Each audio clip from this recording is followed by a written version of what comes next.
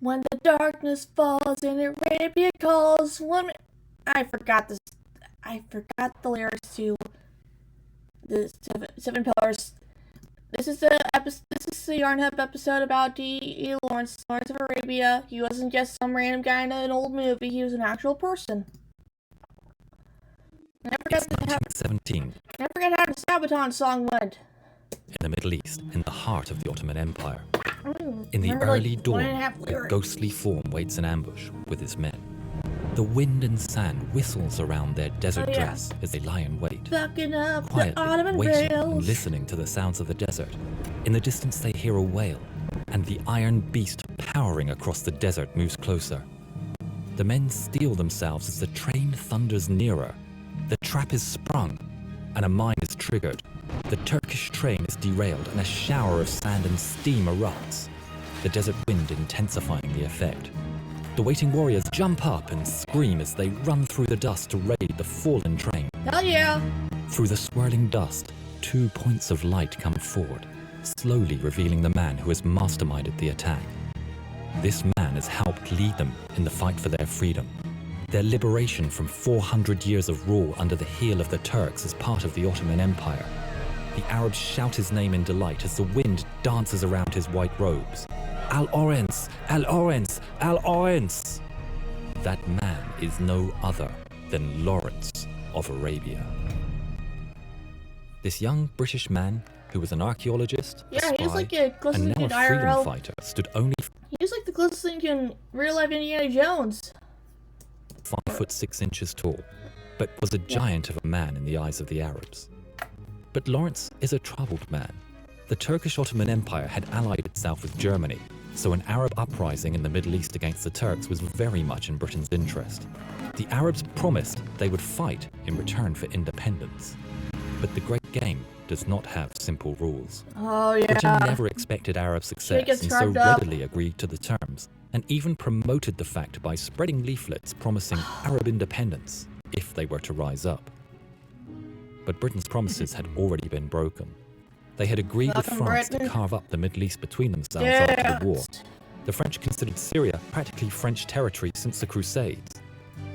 Much to the surprise of many, with Lawrence's help, the Arabs had turned the tide against the Turks.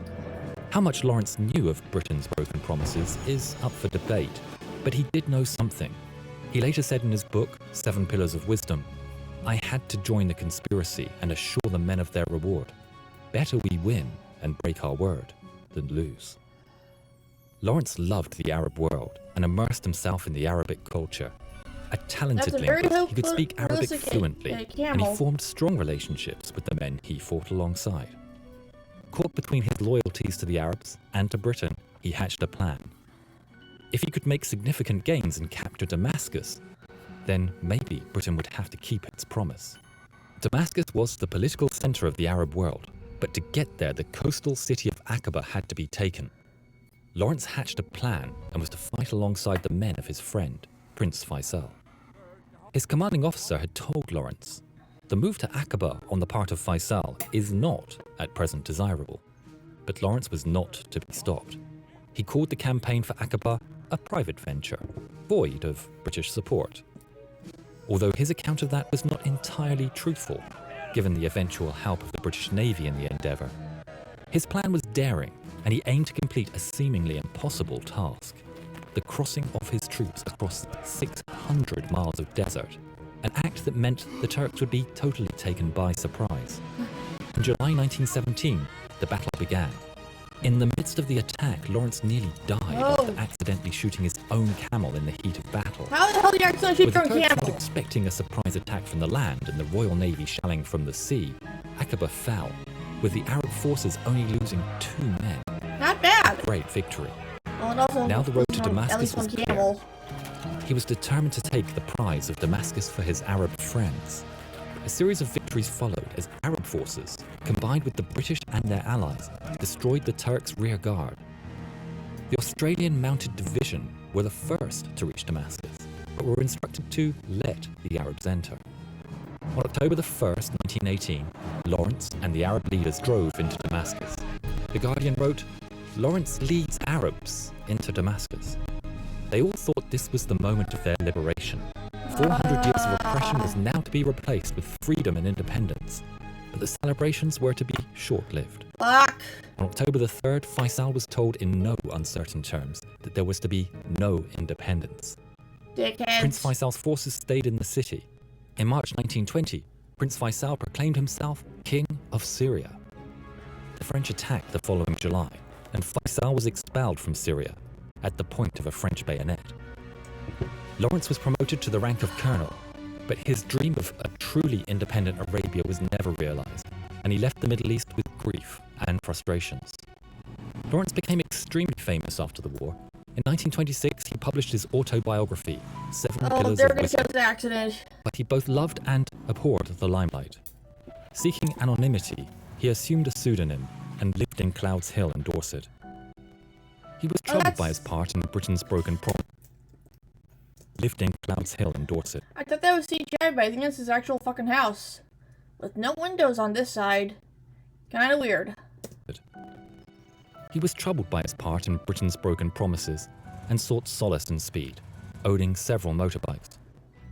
On the 13th of May 1935, he left Clouds Hill on his Brough Superior SS100 motorbike, of which he wrote, "When roaring his utmost, it surpasses 100. Oh A spitted no! motorbike with a touch of blood in it is better than all the riding animals He on does earth." not have a fucking helmet on.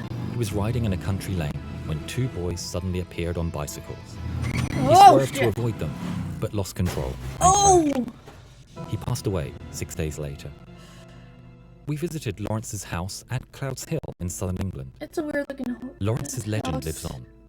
To this day, people come and visit Clouds Hill and this memorial near the site of his accident to pay homage to Lawrence of Arabia. Oh, and there's Joachim from Sabaton and the cat. Joachim. You ever forget how someone's name is pronounced? Wait, let me see if I can yeah, see? So, what fun facts do you know about Lawrence of Arabia? Let me know down below, and hopefully we can remember how the song goes.